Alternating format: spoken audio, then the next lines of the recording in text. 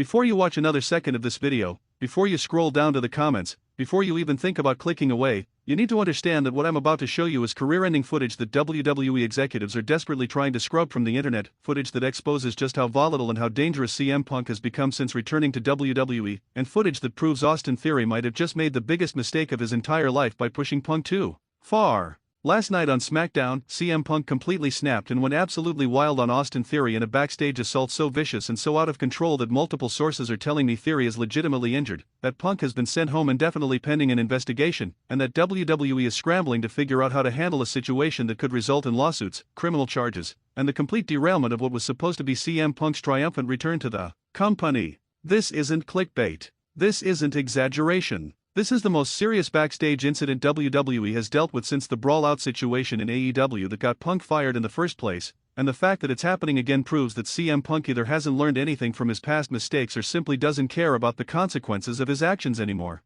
I have exclusive details from people who witnessed this attack firsthand. I have information about what led to this explosion, and I have insight into what WWE is planning to do about a performer who is simultaneously one of their biggest stars and their biggest liability. So hit that like button right now, subscribe and turn on notifications, and comment immediately whether you think CM Punk was justified or whether he's become an out-of-control problem that WWE needs to get rid of before someone gets seriously hurt, because this situation is about to get a whole lot worse before it gets better. Let me take you back to the beginning of this nightmare because understanding the history between CM Punk and Austin Theory is essential to comprehending why things exploded the way they did last night. Austin Theory is someone who has been presented as the future of WWE since he first arrived on the main roster. He's young, he's athletic, he's got the look that Vince McMahon traditionally loved, and he was given opportunities that most wrestlers have to work years to earn. Theory was personally mentored by Vince. He was put in high-profile matches against top stars. He won the United States Championship. He won the Money in the Bank briefcase.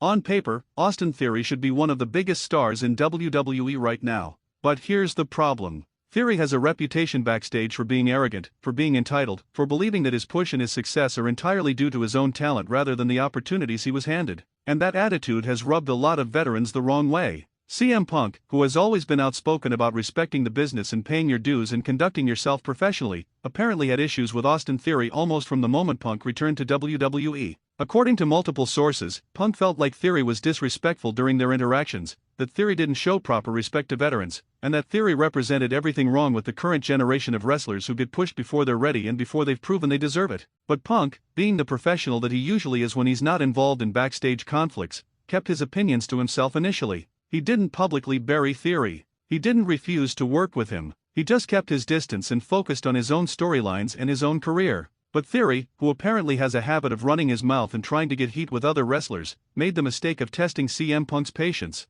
It started small with little comments here and there, Theory making jokes about Punk's age or his time in AEW or his injury history. The kind of ribbing that happens in wrestling locker rooms all the time, but with an edge to it that suggested Theory wasn't joking in good fun but actually trying to get under Punk's skin. Punk ignored it at first. Then Theory started doing things like taking Punk's spot in catering or using equipment that Punk was waiting to use in the gym area, these little power plays designed to assert dominance or test boundaries. And Punk, who has dealt with far worse in his career, continued to ignore it because he didn't want to create drama or give Theory the attention he was clearly seeking. But then Theory made a critical mistake. About 2 weeks ago, during a backstage segment that was being filmed for Smackdown, Theory was cutting a promo and he decided to go off script and take a shot at CM Punk. He made a comment about how CM Punk claims to be the voice of the voiceless but he couldn't even voice his complaints properly in AEW without getting fired, a direct reference to the brawl-out incident and the media scrum that preceded it. The comment wasn't in the script. It wasn't approved by anyone. Theory just decided in the moment that he wanted to take a shot at Punk to try to look cool and edgy.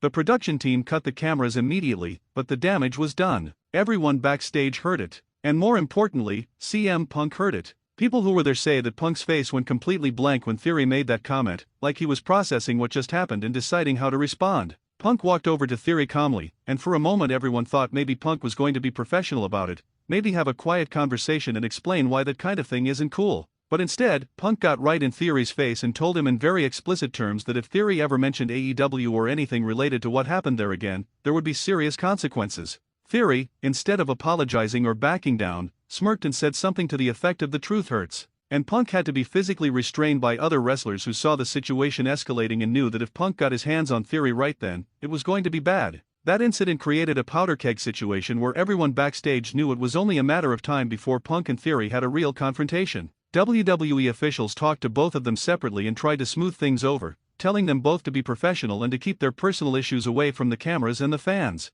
Theory was told to stop antagonizing Punk and to show proper respect. Punk was told to ignore Theory's immaturity and not let himself be baited into a situation that could jeopardize his position with the company. For about a week, there was an uneasy peace where Punk and Theory avoided each other as much as possible. But last night, everything that had been building between them exploded in the most violent and chaotic way possible. According to eyewitnesses who were backstage at Smackdown, the incident started in the gorilla position, that area right behind the curtain where wrestlers wait before going out to the ring. Austin Theory had just finished a match and was walking back through the curtain, still pumped up with adrenaline and energy. CM Punk was standing in the gorilla position waiting to do an interview segment, minding his own business. And Theory, in what was either an incredibly stupid decision or a calculated attempt to provoke Punk one more time, walked past Punk and deliberately shoulder-checked him, hitting Punk hard enough that Punk stumbled slightly to the side. Theory kept walking like nothing happened, like it was just an accident. But everyone who saw it knew it was intentional. And CM Punk definitely knew it was intentional. Punk called out to Theory, something like, "Hey, we need to talk."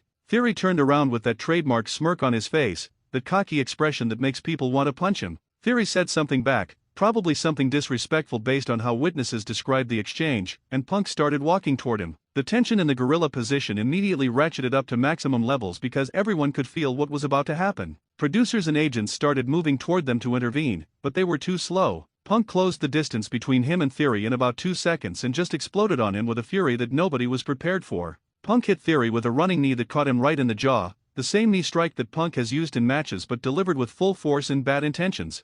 Theory went down immediately, clearly stunned and hurt. But Punk didn't stop there. He dropped down on top of Theory and started raining down punches, legitimate closed-fist strikes to Theory's face and head. Not the worked punches you see in wrestling matches where guys are pulling their shots and aiming for the safest spots. These were real punches delivered by someone who trains in mixed martial arts and knows how to hurt people. Theory tried to cover up and defend himself, but he was completely overwhelmed by the ferocity and speed of Punk's attack. Multiple people jumped in to try to pull Punk off of Theory, but Punk was in such a rage that he fought them off too. He shoved one producer so hard that the guy fell backwards into equipment. He threw an elbow that caught a referee in the chest. It took at least 5 or 6 people grabbing onto Punk to finally drag him away from Theory, and even then Punk was still screaming threats and trying to break free to get back to Theory. The veins in Punk's neck were bulging. His face was red with anger. He looked absolutely unhinged, like someone who had lost all self-control and was operating on pure instinct and rage. This wasn't the calculated, professional CM Punk that fans are used to seeing. This was something primal and frightening. Austin Theory was in bad shape. His face was already swelling from the punches he'd taken. He had a cut above his eyebrow that was bleeding heavily. He was clearly disoriented and possibly concussed from the initial knee strike that started everything. Medical personnel rushed over immediately to check on him, and the decision was made quickly to take him to the back for further evaluation and possibly transport him to a local hospital. Theory had to be helped to his feet because his legs were shaky, and he was holding his jaw like it might be broken or at least severely damaged. The image of Theory being helped away, blood streaming down his face, while Punk was still being restrained and still screaming at him, was surreal and disturbing for everyone who witnessed it. WWE officials immediately went into crisis management mode. Punk was escorted to a private area away from the rest of the locker room and away from cameras. Security was told to make sure Punk stayed there and didn't have access to the rest of the backstage area. Talent relations representatives were called in to interview witnesses and get statements about exactly what happened and who did what. The remaining schedule for Smackdown had to be adjusted on the fly because Theory was supposed to be in additional segments later in the show, and Punk's interview segment obviously couldn't happen now. There was organized chaos as producers and writers scrambled to figure out how to fill time and whether to address what just happened on camera or pretend it didn't occur. Here's where things get really complicated from a corporate and legal standpoint. What CM Punk did to Austin Theory was not part of any approved storyline. It wasn't a worked angle that was planned and choreographed. It was a legitimate assault that happened on WWE property during a WWE event. Theory could potentially press criminal charges against Punk for battery. He could sue Punk personally for damages. He could sue WWE for failing to provide a safe working environment. And WWE has to figure out how to handle Punk's actions in a way that doesn't expose the company to further liability or create a precedent that physical altercations between performers are acceptable as long as they're big stars. According to sources within WWE, there was an emergency meeting last night involving top executives, legal representatives, talent relations, and other key decision makers to discuss what to do about CM Punk. The options on the table ranged from immediately firing Punk and terminating his contract for violating conduct policies, to suspending him indefinitely while they investigate the situation more thoroughly, to trying to work things out with both Punk and Theory and turn this into a storyline that they can monetize. Each option has significant pros and cons from both a business and legal perspective. Firing Punk would send a clear message that WWE doesn't tolerate this kind of behavior regardless of how big a star someone is, and it would potentially protect WWE from liability by showing they took immediate and decisive action. But it would also mean losing one of their biggest draws and one of their most overperformers with the audience. Punk's merchandise sales are through the roof. His segments consistently get strong ratings. He's someone who generates buzz and media attention. Firing him would be a massive financial loss and would probably result in significant fan backlash from the portion of the audience that loves Punk regardless of what he does backstage. Suspending Punk indefinitely gives WWE time to let the situation cool down, to work with legal counsel on the best approach, and to negotiate with both Punk and Theory about how to resolve this without it becoming a bigger public relations disaster. But a suspension also creates uncertainty about when or if Punk returns, which makes it difficult to plan storylines and could result in fans losing interest if Punk is gone for an extended period.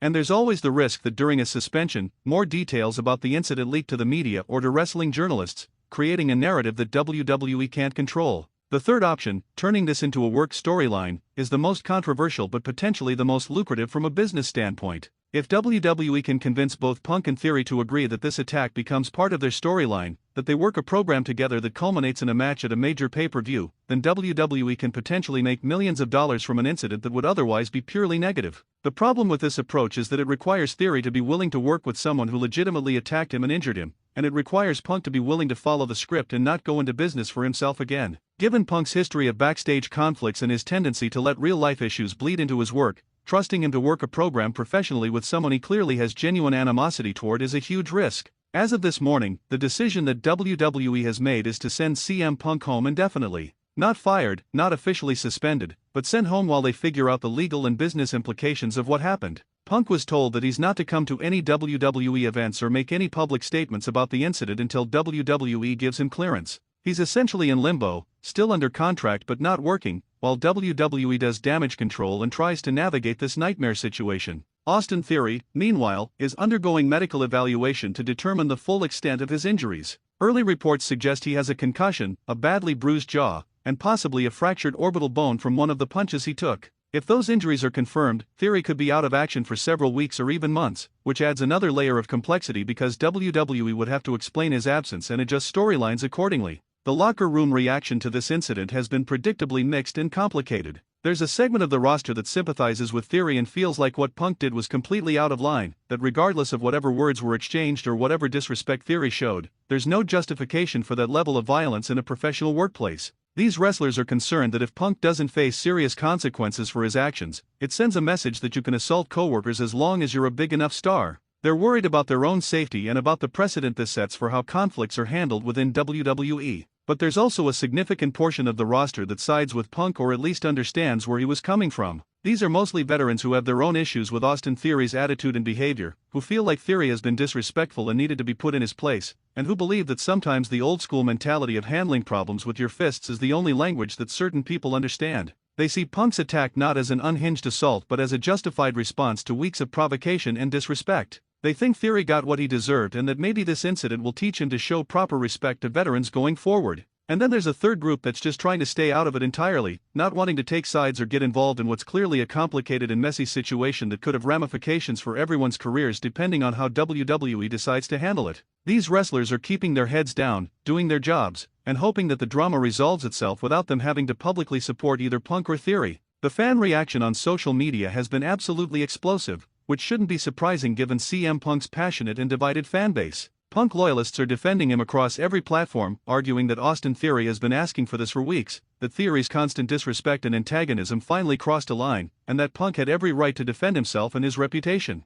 They're creating hashtags supporting Punk. They're making videos explaining why Theory deserved what happened. They're threatening to cancel their WWE subscriptions if Punk gets fired. The intensity and organization of Punk's fanbase is genuinely impressive even if you don't agree with their position. On the flip side, there are fans who are absolutely disgusted by what Punk did and are calling for WWE to fire him immediately. They're pointing to Punk's history of backstage conflicts in AEW and arguing that this proves Punk is the problem, not the people around him. They're saying that Punk is a bully who can't control his temper and who uses his status as a veteran and a star to intimidate and hurt younger wrestlers who can't defend themselves against someone with actual fighting training. They're worried that if WWE doesn't take strong action, it normalizes workplace violence and makes wrestling an even more toxic industry than it already is. Wrestling media has been covering this story non-stop since news of the incident broke. Major wrestling news sites have it as their top story with multiple updates throughout the day as new information emerges. Podcasters are doing emergency episodes to discuss what happened and what it means for WWE, for Punk's career, and for Austin Theory's future.